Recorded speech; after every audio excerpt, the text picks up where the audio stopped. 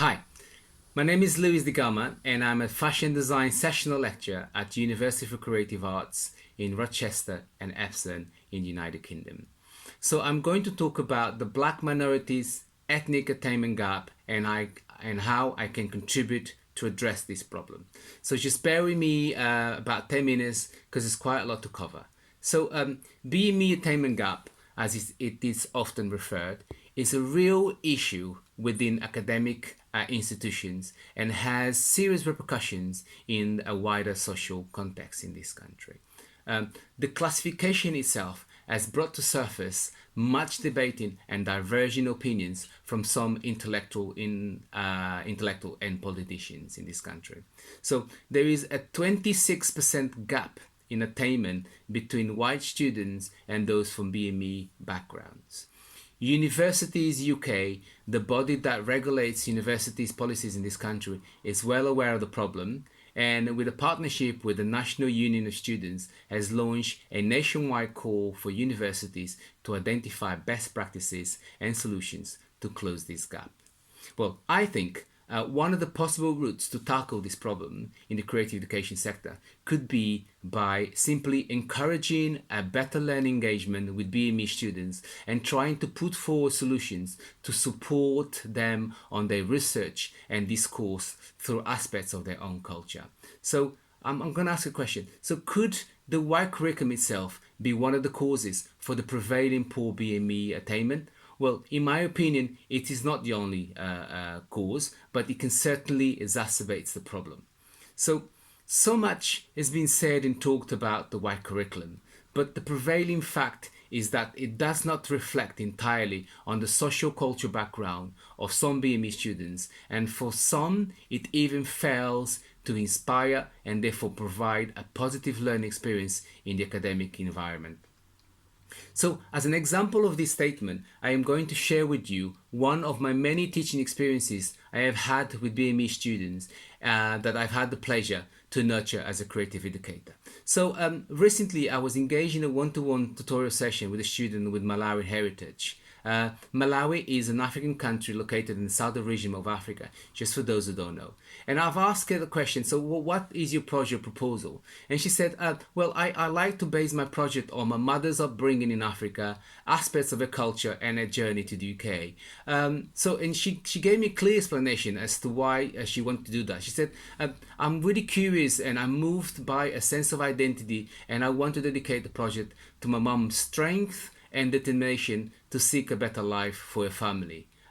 She continued by saying that she could not think of any other topic that interested her the most. So clearly I said, no, go ahead.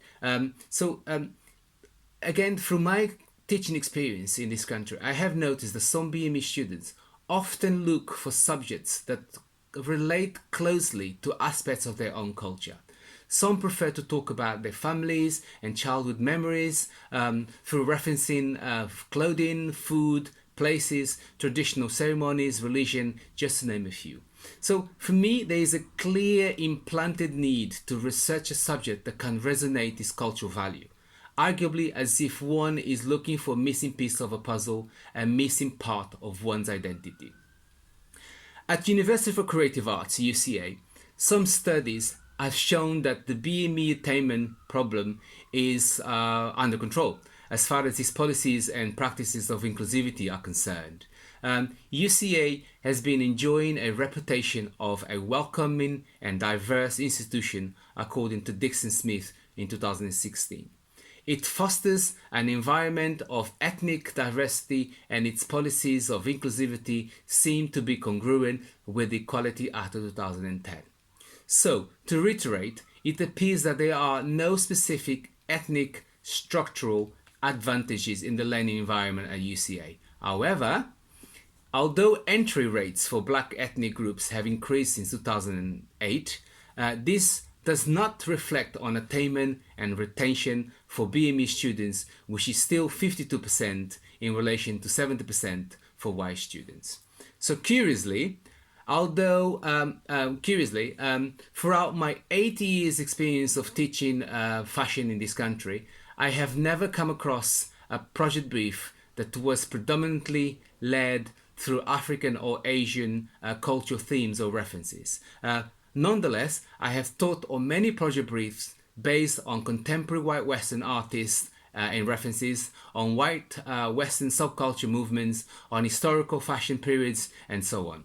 So, what I'm trying to say is that these topics often resonate and are extensions to white student social cultural communities, so putting them at a clear advantageous and motivational position towards their BME counterparts.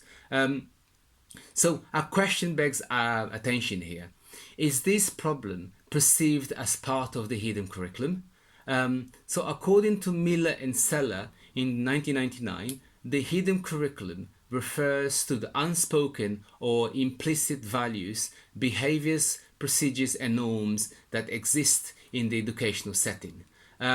So I ask, has the lack of attention and unstated behavior to the social cultural diversity within creative education become an acceptable part of the hidden curriculum? And how can educational institutions justify a problem that is clearly self-inflicted by their own financial policies of admission through increasing the numbers of international and students from other social cultural backgrounds? So here I'm bringing the international students to this equation in the context that some of them are from different ethnicities rather than a white Western one. Some of these students would eventually make an impact on the UK economy, as they would have ended up staying and living in UK for at least 2 years post-graduating through the post-study work visa that was scrapped in 2012. Nevertheless, a call to reinstate this law is in place due to the huge benefits the skill set of these postgraduates bring to the UK economy. So, according to statistics from the UK universities, the UK is the world's second most popular destination for international students, which amounted to nearly 430,000 students in 2017, second only to the United States. UK educational institutions have enjoyed a 28% increase in the number of international students since 2007, and also according to the UK University's International Facts and Figures of 2017, on and off campus spending by international students and their visitors generates £25.8 billion for the UK economy. A lot of money that these students generate for the UK economy. So really, this problem of BME attainment should perhaps be placed at the forefront of discourse of universities. So as a sessional member of staff, without the responsibility to write course briefs, I see myself somehow powerless to influence this predicament. However, as a tutor who supports learning through the delivery of lectures, practical workshops, one-to-one tutorials and assessments, I have been addressing this problem by encouraging students to research on aspects of their own culture and conveying the message that there is a real value for everybody in the classroom to learn from this. A recent report from the Higher Education Funding Council for England about causes of differences in student outcomes of 2015 stated that changing institutional cultures is key to addressing differential outcomes, and this requires commitment and action from senior staff. Whole institution approaches succeed when they combine bottom-up interventions with embedded strategic senior support. So therefore, and clearly, having a wider cultural knowledge brings students together in understanding each other's differences, reduces bigotry and impacts on equality in society by nurturing mutual respect. So according to Beth Morrow, a freelance writer and educator, she says that success in a diverse classroom comes from a balance of student self-awareness and community acceptance of others. So I'm hoping a new sense of cultural worth and value can be fostered in the classroom and have positive impact for BME attainment in the long run. So I am aware, though, that this proposition is seeming somehow a little idealistic, but I can only attest that I have been through this journey myself. So I have experienced this search for identity, which ultimately led me to take a break from a professional career and go on a traveling quest. So hence why I know how important this is for BME students, and how equally important is the role of teachers to encourage and support their learning by changing approaches to teaching and including this discourse on curriculum. I'm finished this video with a quote from an American politician and writer, Monica Montgomery, and she says that if we believe in the power of academic and cultural institutions to impact communities and engage authentically with social justice issues, in the capacity to bring social change, improve cultural awarenesses, and even transform the world, then we must believe that our internal practices have an impact and must act accordingly to the changes we seek. Thanks so much for your time, and goodbye. Bye-bye.